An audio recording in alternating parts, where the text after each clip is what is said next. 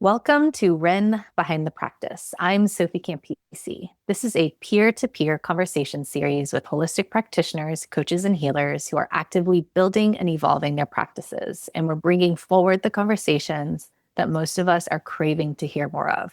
What's going on behind the scenes, the highs and lows, our dreams, the hurdles we're facing to get there, all of it. Today's guest is Alison Stuckey. She is a spiritual guide and energy healer, coach, and mentor. She works with midlife women looking for more joy, peace, and purpose in life, and helps them heal ancestral patterns and loops by clearing the programming holding them back. Alison, I'm so grateful that you're here. Thank you for showing up and having this conversation with me. Thank you for having me, Sophie. You're so welcome. This is something people need to talk about. Thank you. Yeah. I mean, as you know, the goal of these conversations is to capture real-time reflections, authentic, honest, behind the scenes, the stuff that we're talking about. As you know, I have these conversations with people all the time, but I started realizing that other people aren't hearing them as well. And we're craving more of it. So much more. Let's start here. When you picture the next 6 to 12 months for your work, for your business, for your practice, what does success actually look like for you with your work? That's an interesting question because I'm in a transition period right now. I launched the current version of my business in September, and everything was going swimmingly in Q4. And I had a personal shift stepping into my personal power, a lot of reflection on what was working, what wasn't working. And in working with my coaches over the last few months, it's been this idea of I'm in the in-between because I have been living for so long in an identity that didn't work anymore, one that I clung to for decades. And over the last 4 years, and I know we were talking about this just before we came on camera, I have left a long-term marriage. I stepped into my own power. I got myself back. I realized who I was at the core. I've done a huge amount of energy healing. And part and parcel with that is I've redesigned my business a couple of times over the last 4 years with the most current and most authentic incarnation just in the fall. And now, as I'm describing to my coach, I'm in this in between. I'm moving into what's coming, which is so tangible and so close. And doing the work that I do, I can feel it, I can see it, I can taste it, I can smell it, everything else. But I don't have a foundation on which to envision what's coming because the foundation is crumbled. That's not who I am anymore. So I am stepping into this hugely scary part of life because I have to be seen. I cannot not do the work that I'm doing, that I've been called to. And it's been a huge, expansive thing for me to speak up, to be seen, to be heard, to speak my truth. And now I'm flipping it. So I'm actually telling my story because I've talked at a high level, but I'm bringing it down to something that's more relatable. Being real, being authentic, that's what 2026 is about. That's what people want to talk about. And in the work that I do, the midlife women, we bear it all. We don't talk. Women are meant to be together. We're meant to be having conversations like this. I hope you're on that side of the screen. You are in my world, whichever side you're on. Yeah. And we're not talking about it. So being real and authentic and having these conversations of, hey, you know what? This is where I want to be. This is where I am in whatever aspect of your life, business, personal, spiritual, mental, physical, emotional. We need to talk about it because we're all bearing the weight in these little islands unto ourselves, thinking, oh my God, I'm the only person going through this. No, you're going through it and you need to talk to them and you need to talk to them. They're doing the same thing as you and you guys need to talk. When we actually connect, we're more powerful. Absolutely. I couldn't agree more. And also, I'm waving my hands and cheering at you saying like there is no other option than me being my truth and living my truth and sharing Yeah. that. Yeah. That's so powerful. What would your dream practice look like if you could put some language to that? I have a huge vision of Whatever you're where, comfortable sharing. You don't have to yeah, share your whole thing, but where, think like 6 to 12 months. Like think yeah, like, yeah, yeah, yeah, like yeah, six to yeah. 12 months, like what you think is kind of like the next iteration of, or the one that you're working on that you would like to like achieve or work toward. Yeah. So I work one-on-one with my clients. I am in the process of developing a smaller container called recalibration, mini recalibration maybe, and then my larger 6-month container, which is radical recalibration. That is huge. That is a huge step for 6 months from here to here, from here to here. If you want to go in deep, if you want to heal, if you want to get rid of the ancestral stuff, there's a huge identity shift in there. And with the work that I do, I can squish it down because it took me a lot longer. But I know now how to orchestrate and how to get people through it faster.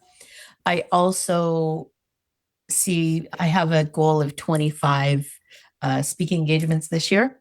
So I think this is number 7 or 8. Last year I did 10. So that's a huge thing. And I have yet to be paid for speaking engagements. So that's high on my list. And it's just getting out. I love working one on one with my clients because there's such a shift in even one session. Because we're going into things when people are spiritually open and energetically open. We're going into things that shake them at their core, but I've been described as a safe space to really get them uncomfortable, which is where you need to be to make the shifts. But I know I need to do that on a bigger scale. So doing the group projects, group containers, going into speaking engagements. I see all kinds of things rolling out from there as I become more comfortable in speaking my story, which I haven't. I've hit it at high levels, but I really need to bring it down. So that's my next thing.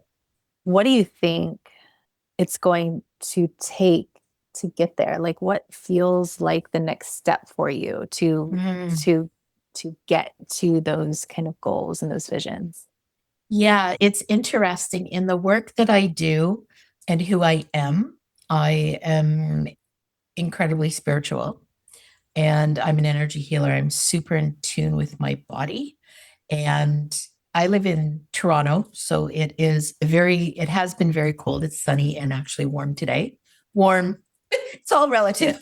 Yeah. But we had a huge snowstorm about 6 weeks ago, and I pulled my bicep.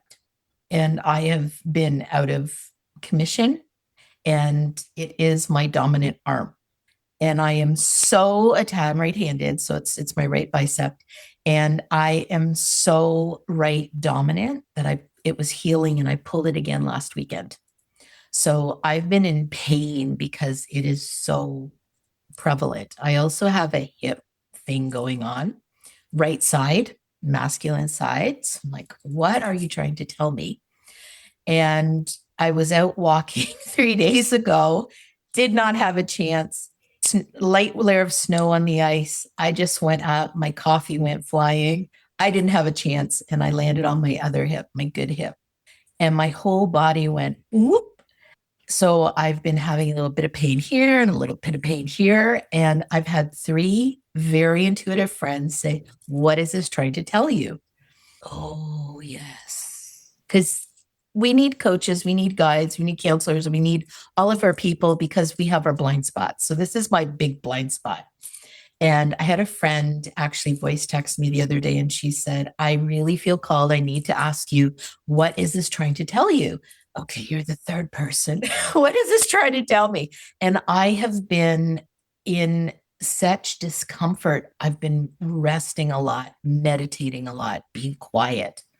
And my body has been physically fatigued because of this, because it's repairing. And I thought, This is telling me that I need to slow down. I need to stop. And coinciding with this, I've had coaches and people coming into my world who are systems people with follow up. I'm an intuitive. I am terrible at follow up. This is the system for follow up. This is the system for marketing. This is the system for sales.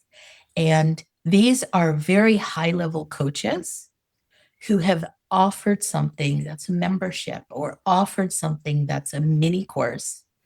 Because as much as I would love to spend thousands and thousands and thousands of dollars for them to coach me in these aspects, they are giving me, and it's been laying out on my plate since the beginning of the year. This is a membership for $30 a month. I'm like, I can do that. Yeah. This is $125. I can do that. This is this. So all the pieces that I've been meeting of the things that I've been avoiding, because right now, if my business went from here to here, I don't have the capacity to expand. But when I put these things in place, I'm going to have the capacity to expand. So my message with all of these things happening to my body was, whoa, you have to slow down. You're trying to race out there, but you need to do the actual steps of business, because I'm very much on the fly, seat of my pants type of person. Yeah. I'll go into a webinar or a speaking engagement or a course or whatever, and I have no idea, even if you've ever seen me online, I have no idea what I'm going to say 30 seconds before I say start. So I'm very much intuitive. A lot of my things are channeled, but having these actual business systems in place with people I trust who are giving me information in the way I need to receive it to do these very business important things. It's a nice flip of viewing it not in traditional business, the icky, that's not me. I can't do it that way, to this very feminine, intuitive, insightful, gentle, I can get on board because this feels authentic. This is right for me. My body slowed down and all of these people just started landing in my world. I'm like, there is no coincidence here.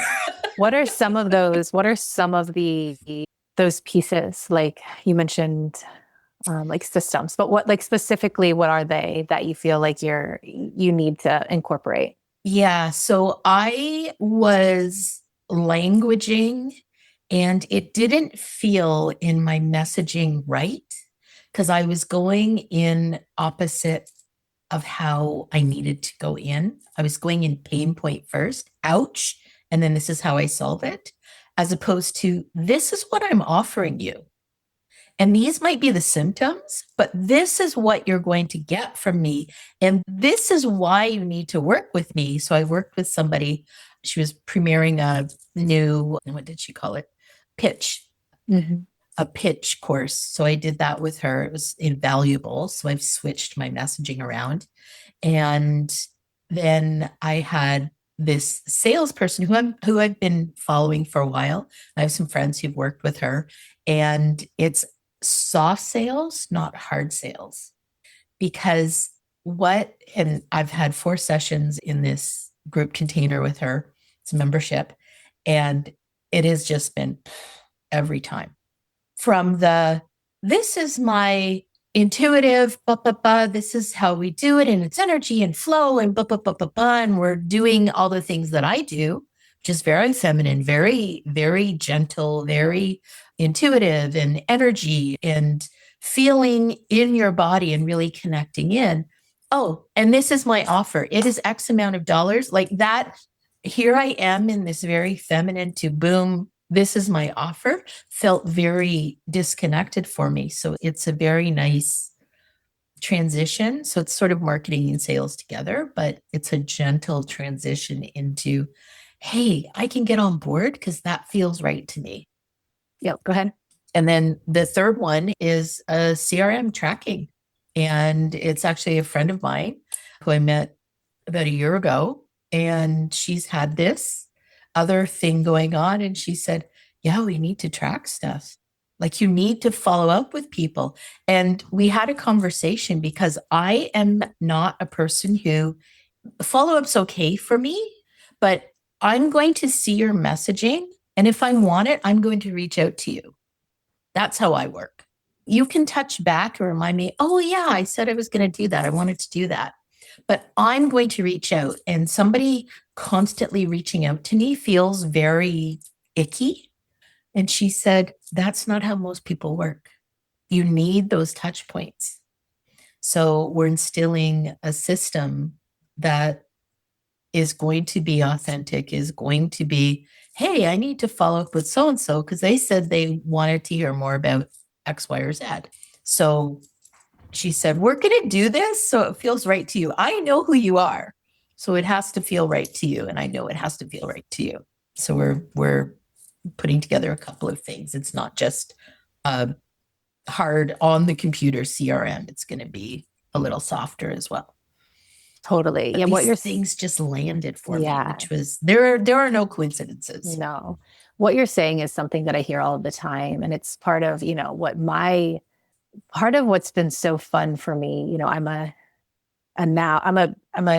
business strategist by way of being a practitioner for so many years, trying to figure out how to run my practice. But what's been so fun and fascinating for me is that when I started formally deep diving into actually studying the startup landscape, like how do you actually build a startup from the ground up, like not a shot in the dark, not putting a blindfold on and throwing a dart and hoping it works out, because that's what we're all doing and it's not working and we need to figure something else out. And when I started studying and deep diving and doing all this stuff, what I realized was the business principles matter, but for us in our world and for my people, it has to be understood why to do it in a way that fits our nervous system and feels good on our body and also isn't triggering and gross and salesy. So it's like, yes, if we need sales, right? We need some sort of process. I don't even use sales, but like for an instance, we need some sort of process, but we're not just going to do something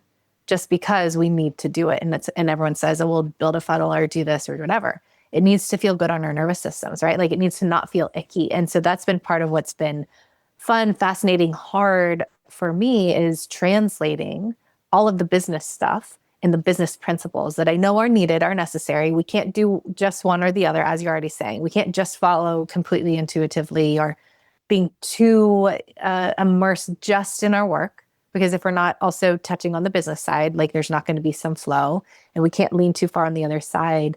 And so how do we take something like what you're saying, like if someone reaches out to me 5 times, I'm going to get the ick. Like it's so triggering and I don't want to be that person. I don't want to be that person to other people. So how can we create something that still works? Because like, the woman that you're working with, we need touch points, right? Like we need touch points. That's part of consumer behavior. Google did this study about a certain amount of touch points, a certain amount of time for people. People are busy. They see so much online and how do we keep up with it? But for us, for those of us who are wide awake and conscious beings who are just grossed out by those like cringy sales tactics, how can we put systems in place that still address the need for having touch points, but feel good for us to where we feel confident and then also will feel good on the other side? That's exactly it. And honestly, all of the work that I do, a lot of the work that a lot of other people are doing is around identity in your nervous system. So you have to attract your clients. We all are here. There is no secret sauce. We're all here to make money. Yeah, The world goes around. We need money to live. absolutely. However, when you are a soul-led and a heart-led entrepreneur, there's this other way of doing it that has to feel authentic. Yeah. And there's those two camps of the really traditional masculine energy and then the feminine energy, which traditionally has had to jump into the masculine energy for sales, for marketing, for promotion, for all of the business stuff. But that doesn't work. There's a huge disconnect. And we can find harmony between. And that's part of why these conversations are so important, because it is possible to find harmony. It's taken us some time, right? It's taken us some time to be people that can, if you have people that are so masculine or running so feminine, we can't really find common ground. But what this age, let's say, has ushered in is people that can go back and forth. So the beauty of that is that we're able to find the harmony between both, because it is possible. The other thing, and it just dawned on me as I'm thinking about this, is I come originally from a traditional 9 to 5 work and this is your pay scenario. And that's not what I'm creating. I am creating something that's an ease and flow. I'm not beholden to the 9 to 5. Okay, these are my office hours, 9 to 5. No, I want to work less and enjoy life and be present, but make a massive impact on the world. And I don't have to be in this time for money presence. I can be in this leverage time with the connections I've got, with what I can put out there that can reach a lot more people. And it's finding that flow and not having that strict. I cringe with the strict structure of it. Yeah. It needs to be more fluid and flowing. And because my clients are international, not everybody's going to be in my time zone. Yeah.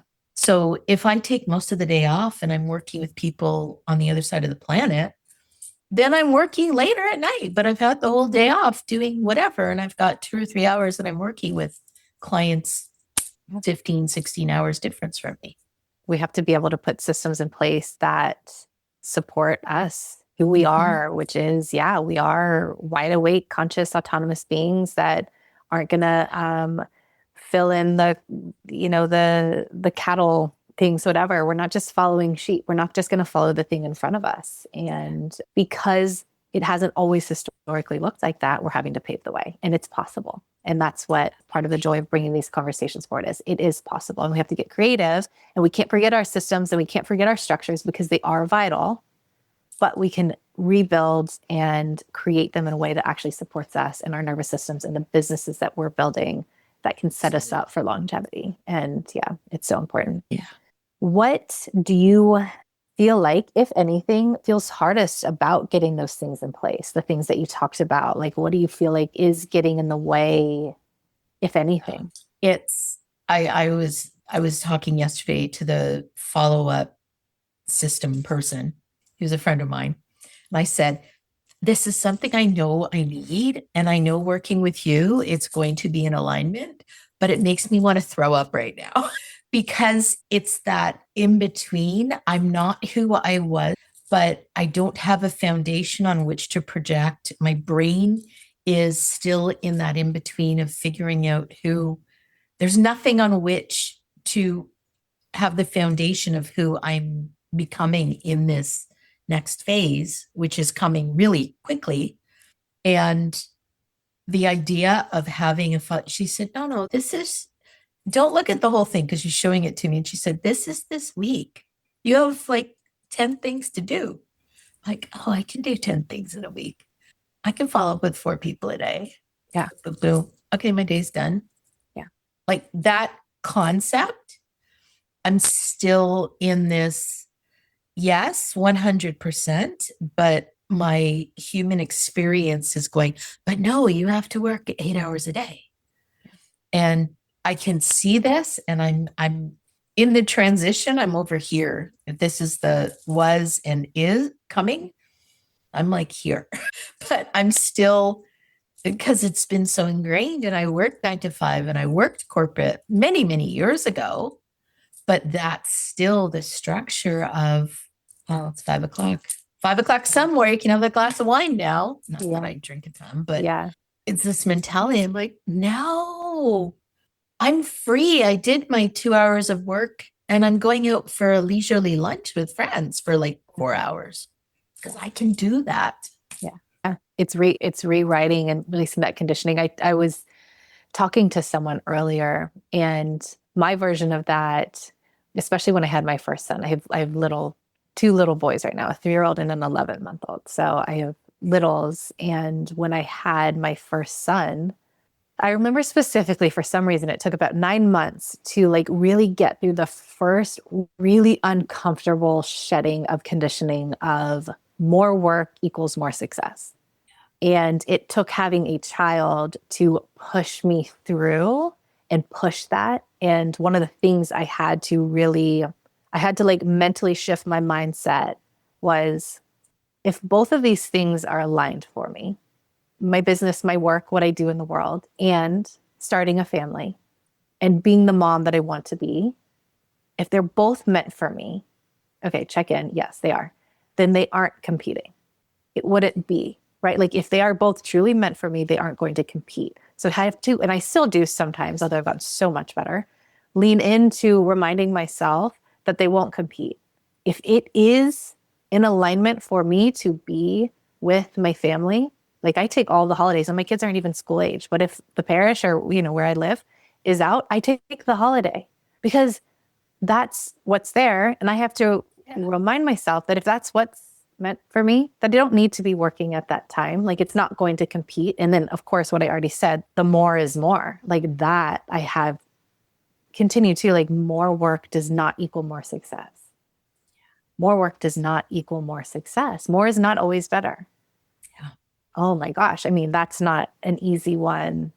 It's a huge one. Societally, historically, in our DNA, work yourself to the bone, work harder.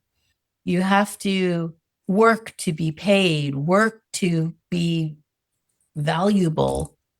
I use the word necessary in a online thing. Like, whoa, where did that word come from? Yeah. Or guilt. I mean, for me, like when I got pregnant with my first son, people talk a lot about postpartum anxiety, postpartum depression. I had pregnancy anxiety and depression when I first got pregnant, feeling like I did something wrong, like guilt and shame, like, oh no, oh no. Even though, of course, like this is most what I want out of anything.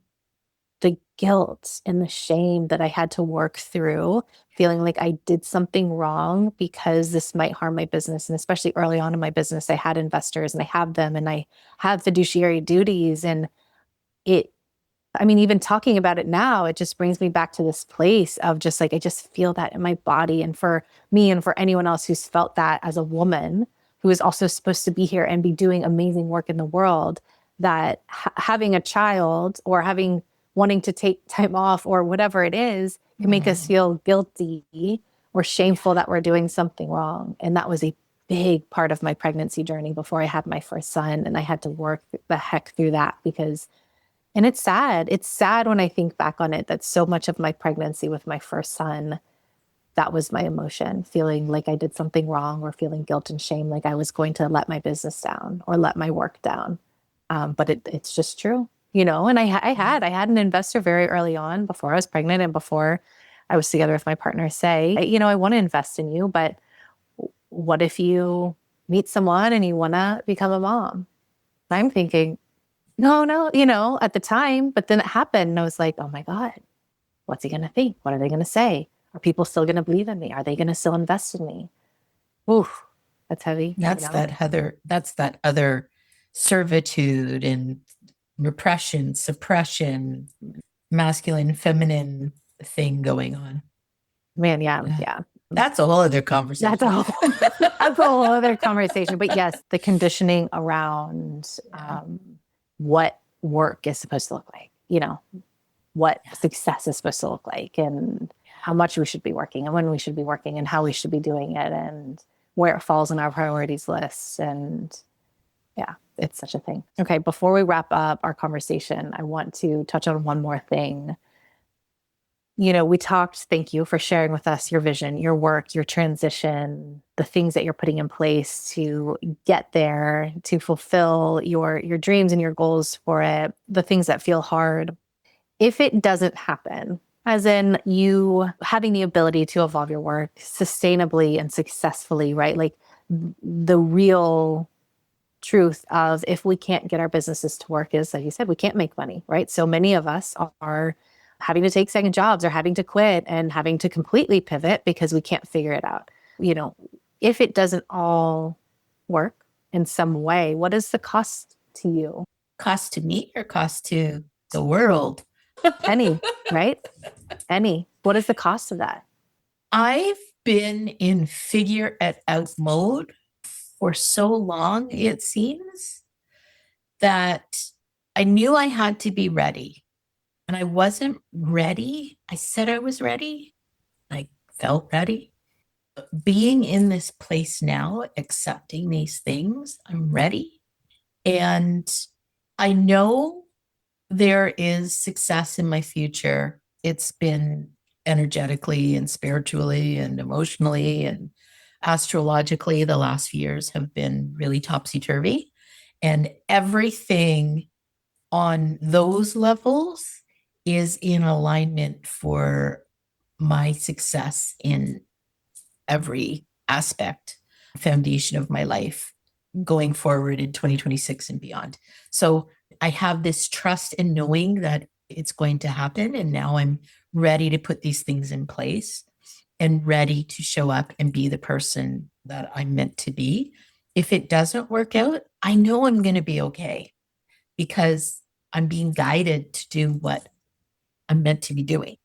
So if this isn't the exact path I'm supposed to be on, I will be taking a little bit of a detour and getting on the path that I'm meant to be on. But I truly think this is it because I lived so many years out of alignment. I was sick all the time. And these injuries that I've had are just to slow down so I can really get focused and on the path. But I know that I have a massive purpose, a massive mission, a massive work, massive. I'm here to elevate women and to bring them into where they are meant to be and get out of all that patterning, all of that icky masculine. It's like a snarl of wool, and we're pulling it and releasing it so it can breathe and it can move on. This is such a pivotal time for, light workers. And I'm one of these people. I've been doing this work intensely for the last 10 years, intensely. I've spent hours. I have the luxury of doing 1 to 9 hours of healing work a day for the first 3 years that I was separated. It's coming up on 4 years. And I'm so fortunate to have had that. I'm a completely different person than I was even 2 years ago. And I know that it's laying out that my success, my tremendous success is coming. But if it doesn't happen, I know I'm going to land okay. I know in every fiber of my being that I will be okay and I will end up where I'm supposed to end up. Totally. Yeah. Well, my hope and my goal is that for you and for the world and for your people who you are here to serve, that it happens.